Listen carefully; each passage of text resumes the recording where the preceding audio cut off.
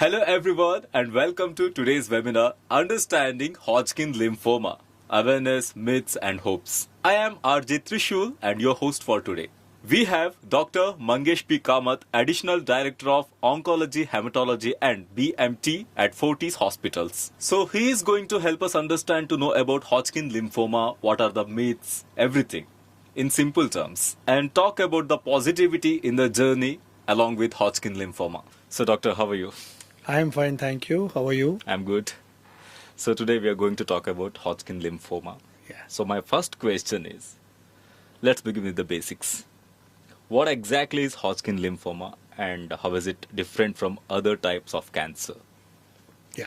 So I'll just give you a little bit of clarity about what is lymphoma first. Okay. So lymphoma is a type of cancer which involves the lymphatic system. So we all know we have blood. Yeah. And blood has two components, the cells of the blood and then you have the filtrate of the blood, just like how you filter water or filter anything. So our filtrate of the blood, which is called as the lymph, contains all our immunity cells. These are called as the lymphatics, right? So Hodgkin's lymphoma and another kind called non-Hodgkin's lymphoma are both cancer of the lymphatic system. So now why it is called as Hodgkin's lymphoma is because it was first discovered in the year 1832 by a physician called as Thomas Hodgkins. Okay. And this physician detected this cancer, this type of cancer in his patients who had lot of swelling in the neck. Okay. They used to come to him and they used to be treated for infections, but when they came to him, he saw that they were not responding to the treatment like infections. Okay. So that's when he thought that this could be something else and may not be an infection. So that is Hodgkin's lymphoma. Okay. Now, what is the most important characteristic of Hodgkin's lymphoma is that it is not just about a diagnosis, but when you study these lymph nodes in a microscope, you will see this classical owl eye shaped cells called as Reed-Steinberg cells. So if you have a patient with cancer of the lymphatics, you will call it as lymphoma. And if after you study the lymph nodes in the microscope, you get these classical Reed-Steinberg cells, then you will call it as Hodgkin's lymphoma. If you do not find those cells, you usually call them as non-Hodgkin's lymphoma. So how common is Hodgkin lymphoma, especially in India, and who tends to get it? So Hodgkin's lymphoma is quite common in our country.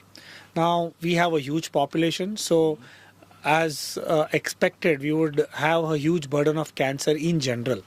And in our country, there is a spread of this virus called Epstein-Barr virus. Basically, it is a cousin of our cold viruses, the ones that affect us when we get a cold and cough. So Epstein-Barr viruses are the ones that will spread from one individual to another after an infection. And Epstein-Barr virus is known to be one of the most important causative factor for Hodgkin's lymphoma. Okay. So it is very common in our country and it is common in two age groups. So in the younger age group, so somewhere around 10 to 15 years of age starting up to the age of 30, and then you have another peak around the time of 50s and 60s. So you get Hodgkin's lymphoma in these two age groups. But in general, people assume that most of the time Hodgkin's lymphoma will be in only one age group. That is not so. You can get it almost any time in your life. Okay. And if it is detected early, it's a highly curable cancer. What symptoms should the public watch it for? Yeah. So basically, symptoms are nothing but indicators. Like how you have indicators in a car. So symptoms are indicators towards a disease. And we have to remember that not all symptoms are classical of a disease. Most of the time, my Hodgkin's lymphoma patients would have gone to a general physician or a general surgeon with some swelling in the neck. Okay. Right? Okay, you get some swellings in the neck. People think it is some infection, some pus collection or something like that, and they go to the doctor. Along with this swelling, they tend to have other symptoms. They are getting fevers regularly. Right? They get a lot of weight loss. Despite the fact that they're not trying to undergo weight loss, they are losing weight. They have this feeling of tiredness the whole day. Okay. And some patients uniquely have itching in their skin. They go to a dermatologist or a skin specialist, and then they keep going to them for itching in the skin. But then the dermatologist or the skin specialist checks their neck and other part of the body and finds out that they are lymph nodes. So these are the indicators that bring the patient towards us. But please remember, not all lymph node swellings are Hodgkin's lymphoma or non-Hodgkin's lymphoma. In our country, the most common cause for lymph node swellings is tuberculosis. Tuberculosis is a very, very prevalent disease in our country. Okay. So tuberculosis, other infections, even Epstein-Barr virus infections in childhood, they can cause lymph node swellings. So in general, if I see 1,000 patients or new patients who are not diagnosed but with lymph node swelling, fever, weight loss, believe it or not, only 5 to 10% of them will be actually lymphomas. Rest of them are all infections or something else that are remedied with some other medications. Okay. So when someone sees the doctor with these symptoms, how is Hodgkin lymphoma diagnosed? Yeah. So the one that brings the patient to the doctor is the symptoms, right? So whenever a patient comes, we will initially ask for a routine blood test. What are the routine blood tests? We ask for a hemogram, or we study the components of blood, because as I told you, it is a cancer of the lymphatic system. So there could be some abnormalities there. Then we do other tests, including we also do the Epstein-Barr virus testing in some individuals, especially the younger patients or those patients who are living in overcrowded areas like in slums and those kind of overcrowded areas. So we actually ask for the test also. After that, wherever the patient is telling us of a swelling of the lymph node, we do a local scan of that. We try and find out if there is anything or not. And then we proceed to do a biopsy. What is biopsy? Is that you are surgically removing that lymph node in entirety. You are removing it totally. We are not cutting it or slicing it or anything. You are removing it fully. Then doing some processes by which you can study those lymph nodes in the microscope. Okay. Only after it is confirmed that this individual, this patient has Hodgkin's lymphoma, then we proceed to do a PET-CT scanning. Okay. Why do we note PET-CT scanning? Is to know whether it is localized to only that place which the patient showed us first, or has it spread to other parts of the body. So it's very important for us to know, and that all the general people call it a stage. We need to know the stage of the lymphoma as well before we start treating the patient. Okay. And my next question is, this is quite interesting. What does the treatment journey look like for someone diagnosed with the Hodgkin lymphoma? So whenever we proceed to treat any cancer, whether it's lymphoma or other cancers, we first want to make sure that the diagnosis is correct.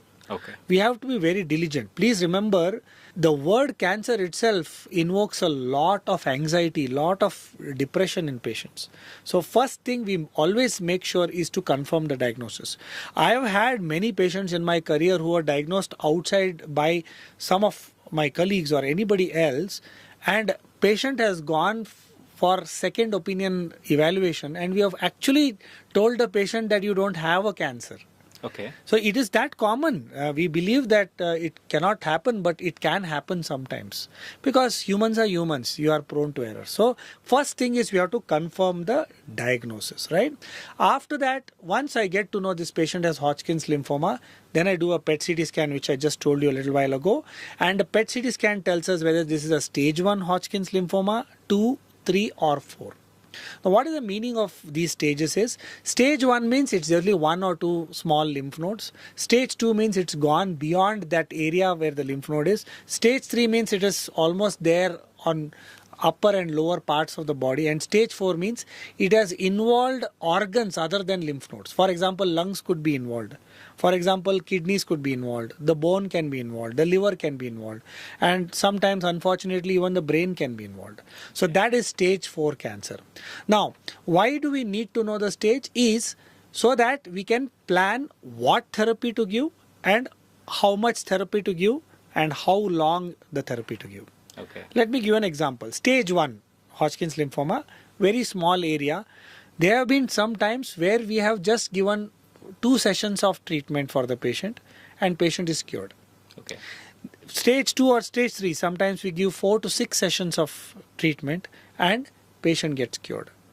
In some cases, especially stage 4, we have to give a lot of treatment so that the patient gets cured of it. So this is how the treatment journey can be. Okay. Now in that, we also have to decide whether this patient needs aggressive treatment upfront or a moderate treatment. So aggressive treatment means I may plan to give immunotherapy. I may give the latest advanced therapy because that gives me the highest chance of curing the patient. But for early stages, I need not give high level or so-called intense therapy. That's what's very important. So the planning by the doctor, it may seem very simple that I'm writing a prescription, okay, you take this and that, but there are multiple variables or multiple points that we have to look at before we prescribe treatment for the patient. Okay. And there are some other aspects we'll have to look at. For example, some of these treatments may cause infertility. For example, I have a patient who comes at the age of 25 and this patient probably may be desirous of having children. I have to use a therapy which may reduce the chance of this person not becoming infertile. Okay. Right? So the chance of me reducing this person's fertility is also very important when I decide the treatment. So many factors go into it. Then we also look at mental aspects, whether this person can come regularly to take treatment or should I decide the treatment slightly differently so that the number of visits can be reduced. Suppose it's an outstation patient, so I have to decide my treatment differently. So that is the treatment journey of the patient. But if I treat 100 new patients of Hodgkin's lymphoma in my clinic, usually 70 to 80% of them will be cured. Okay. And after that, they can look forward to a very normal life just like you and me have. So that is something that is extremely exciting when we get a new patient of Hodgkin's lymphoma, despite the fact that we are sad for the patient that the patient has a cancer. But we know that Hodgkin's lymphoma is one of the top 5 curable cancers in the world. Okay. And how much difference does early detection really make? So early detection is very important. Like as I told, if you are detecting a patient in stage 1, the cure rates are very high. Almost, if I can quote some statistics, cure rates can be more than 90 to 95%. For example, if I treat 100 new stage 1 Hodgkin's lymphoma patients, 90 to 95 of them are expected to be cured of the cancer. Okay. The word cure in cancer is not an easily used word because people are still living in the 1980s and 1990s where every cancer means a death spell. But cancers like Hodgkin's lymphoma and also breast cancers are some of the cancers which are teaching even oncologists that cancers are indeed curable for a large majority of the patients when diagnosed in early stage. So screening is very important. Okay. And most important is if you get any problem in the lymph nodes, you should immediately be evaluated. Sometimes we wait. We should not wait because if it is indeed a cancer or the Hodgkin's lymphoma, if you have delayed your evaluation and diagnosis, instead of treating this patient with less treatment for stage 1, you may end up treating the patient with more treatment for stage 3. Okay. So now we are moving on to next segment. So here are some myths about Hodgkin lymphoma. So let's clear that. Myth number 1. Only older people get Hodgkin lymphoma. That is actually a very valid myth because you see that most people have this thought process that cancers are seen only in older age. And they think that it's because of stress, it's because of this, it's because of that, it's because of obesity, it's because of smoking and all that.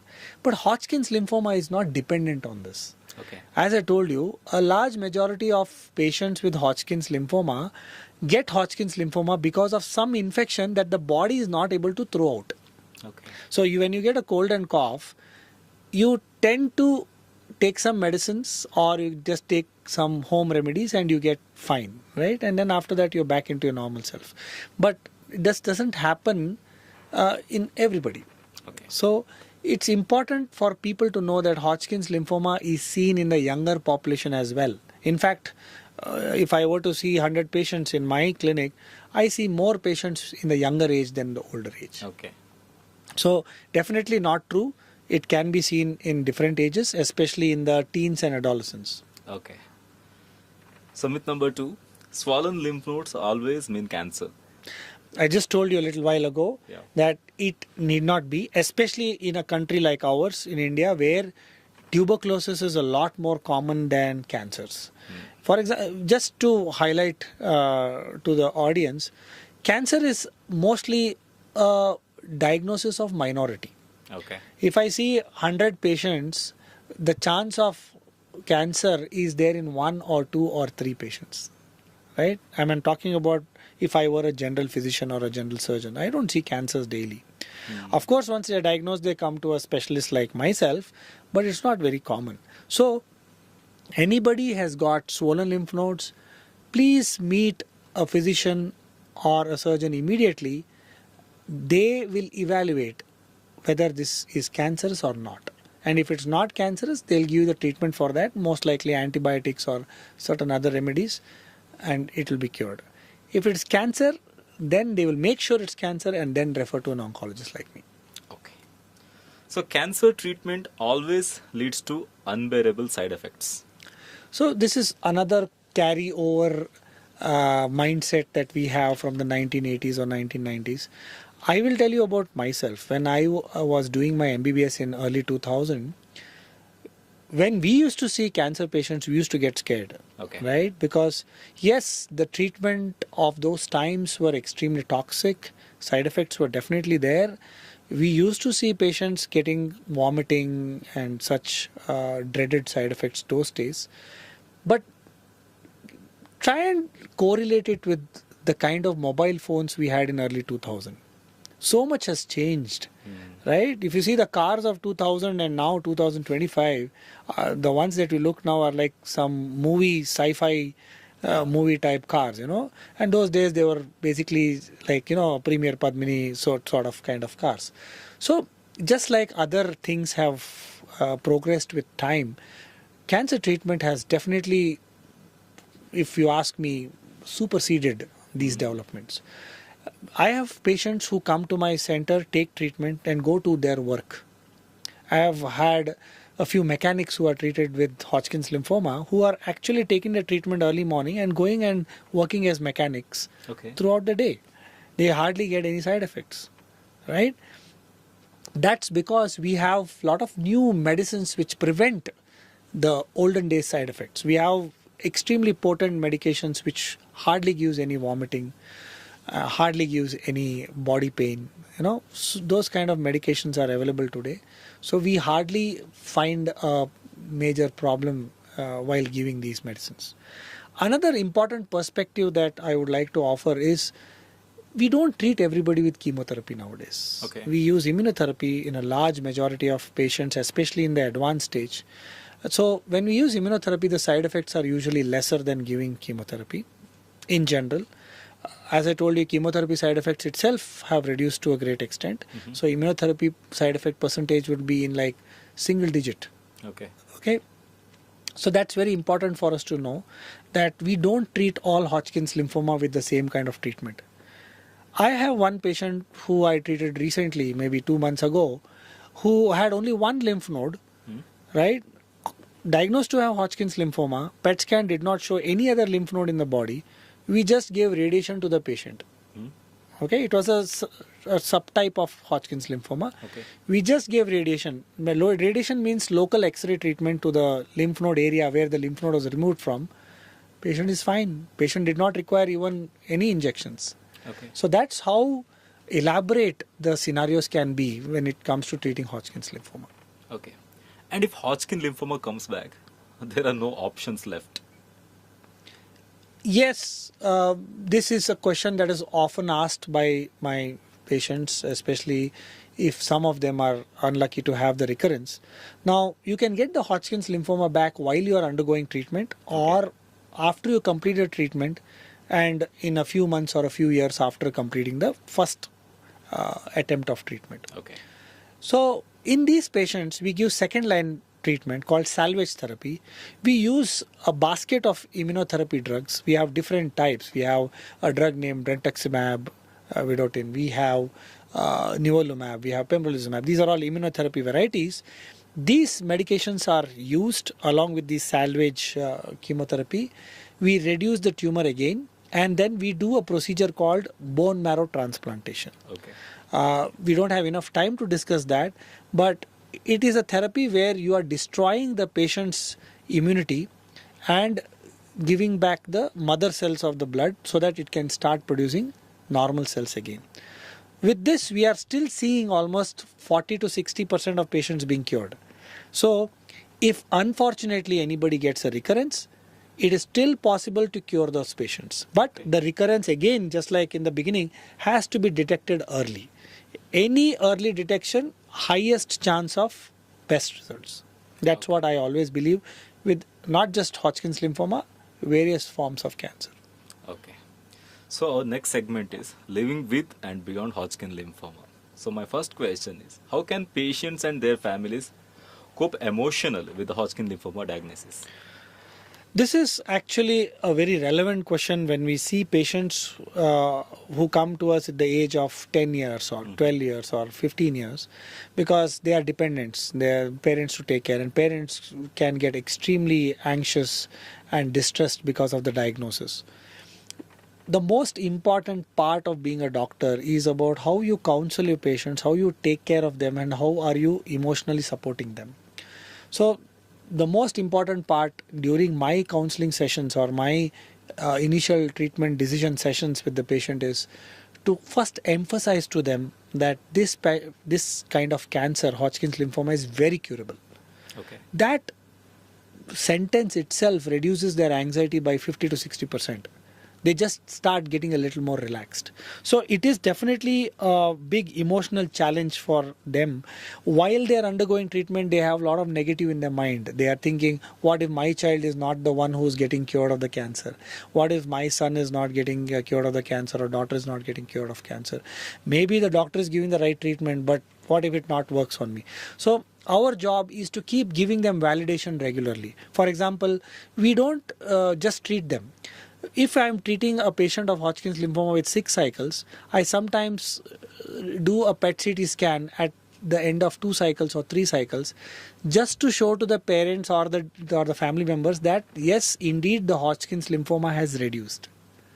And that gives them a huge amount of confidence. They feel so happy about it. And now they are looking forward towards a lot more treatment till they can get cured. Okay. So it's a very important part of treatment of cancers. We also have to remember that once they are completing the treatment, our job does not end there. We have to support. We have to keep supporting them. Right?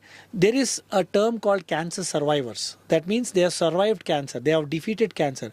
These patients also have to be kept very close because they can get a recurrence any time in the next 5 years. Right?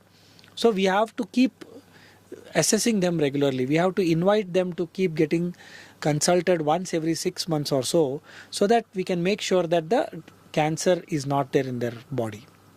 So this is very important. So even after the treatment of cancer is completed, we have to tell them that no, you have to be in touch with us. We have to keep doing some tests periodically. We have to keep examining you so that you don't get it.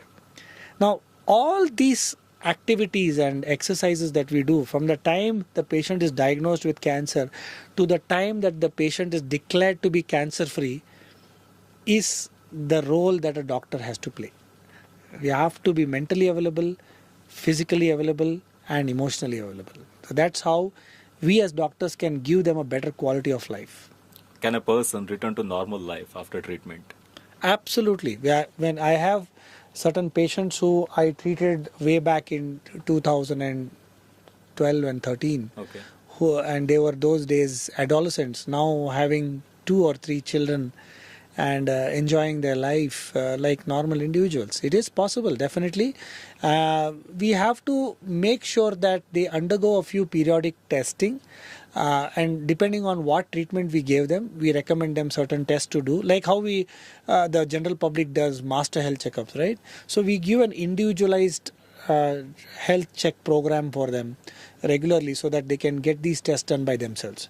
They only need to come back to us if anything is wrong with the test. If all the tests are normal, we don't have to see them for eternity. But some of them are my Facebook friends, some of them are my social media friends. So I keep in touch with them and I get to enjoy seeing them live a very fruitful and happy life. And that's the joy of being a cancer specialist, that when I see such patients who are living a normal life, I feel that, I am definitely in a good era now as an oncologist, where I can claim that I have helped a lot of cancer patients get cured. Super. So, doctor, finally, what is the one message you would like to give to the public? Well, it is not a specific statement to Hodgkin's lymphoma. I just want to tell everybody who's listening to this podcast or interview that please listen to your body, right? So in our country, we are not so diligent about health issues. We do not give it the respect it needs to be given sometimes. Somebody has some small muscle ache, we just go and buy a medicine to just reduce the pain, right? But if the pain keeps coming back again, we don't give it the respect that is required. So first I would say is listen to your body. If you listen to your body is trying to tell something through the symptoms. For example, somebody has neck pain. Maybe your posture is wrong. Maybe you've done something which can cause some problem to you, or something could have happened. Now if that thing is not taken care at the right time, you may end up getting a slip disc in the neck. People I have seen like that in my friendship, that they undergo. So if you see a lymph node swelling, or if you see something wrong with your body, go and meet an expert. Don't do online research or Googling. Google. And now AI has come. Don't try to just time pass there, because believe it or not, even as a doctor, sometimes I fall across some articles and they are extremely scary. They will always tell you the worst diagnosis. So you have a lymph node, you must be having cancer. Actually, it's not the truth. I told you only 10% of so many of those swellings can be cancer, and that is also a high number. So listen to your body, go to the expert.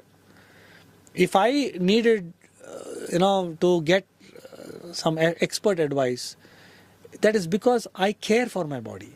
So once I take that expert advice, I am very sure to get clarity on this. And if it is indeed a cancer, I will make sure that my cancer is detected at the earliest possible stage, which allows me to get cured in the fastest and the most comfortable way. So please get your health checks done depending on what kind of work you do. If you have stress, please reduce your stress. If you're doing some things like bad habits, please reduce them. So this is what is the message I would like to give to all my countrymen, is please make sure you take care of your health. Our country needs to have this, a mindset to that health is most important, not wealth. So thank you so much, Dr. Mangesh P. Kamath, for sharing your valuable insights in such a simple manner. This message is a part of Disease Awareness Initiative by Takeda Biopharmaceuticals India Private Limited, shared in public interest. Thank you.